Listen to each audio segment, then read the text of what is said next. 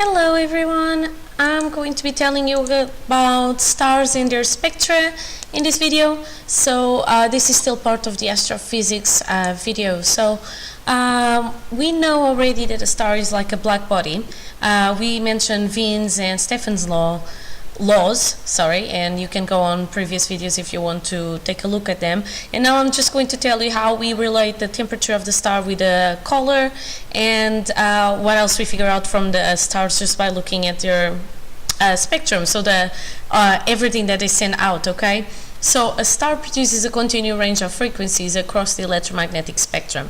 So that means that all wavelengths basically they are sending out. We see the visible light, but there are others. Okay, most of the radiation is in the infrared, which is the heat, visible light, what we can see, and ultraviolet. Okay, but we also have radio and X-rays.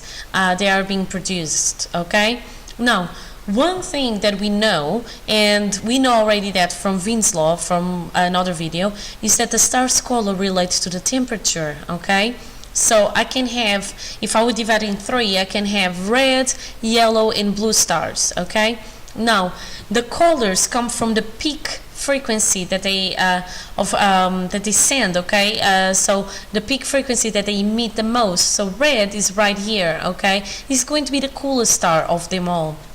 Yellow, more or less in the I'm sending most of it, or the peak frequency is around the yellow part, is more or less of a hot star, and then the hotter ones are the blue stars. Okay, so the peak frequency goes closer to the blue, and these are going to be the hottest stars. All right, now I can just, you know, the colors of the stars are going to help me to know their temperatures, but I can even get more information if I study the stars in more detail. So I'll look at the star spectra. Now I know that there are spectra from all frequencies, so I can use, as I told you, the black body radiation in Wien's law, and I know already from knowing that they emit in all frequencies that the peak frequency is related to the color, the temperature, and the intensity. So that's great, that's what we know so far.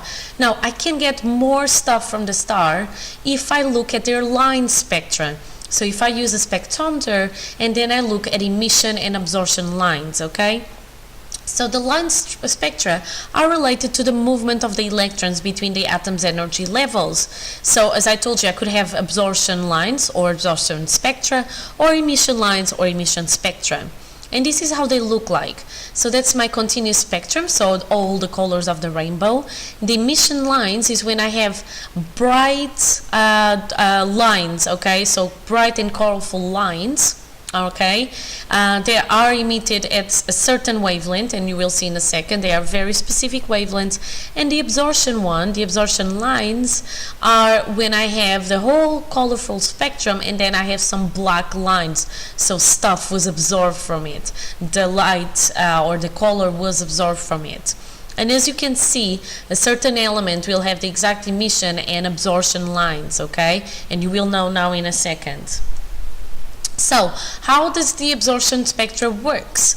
So I have high temperatures, so that means that the electrons become excited, so they can jump into higher energy levels, so they can jump outwards away from the nucleus of the star. For them to do that, they need to absorb radiation, which absorbs energy. Okay, so I get absorption or dark lines in the continuous spectrum, and these lines are going to be very defined or have a very specific frequency and wavelength because they are going to be characteristics of the atom to which the electron is moving around.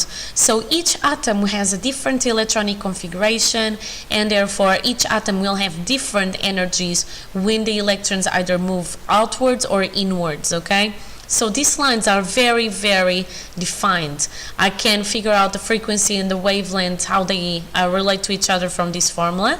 Speed equals wavelength times frequency. I can figure out the energies, therefore the energy levels, by using this formula. Energy equals Planck's constant times the frequency of light. If you want more information on this, go on the playlist called Quantum Phenomena, and I have something like the energy levels in atoms. I think that's the name of the video, but it speaks about this as well. Same way, I can have emission spectrum, okay? So this is when the electrons move to a lower energy level, so they move inwards towards the nucleus, okay? When that happens, they emit radiation. So because they emit radiation, I have bright and colorful lines in the spectrum.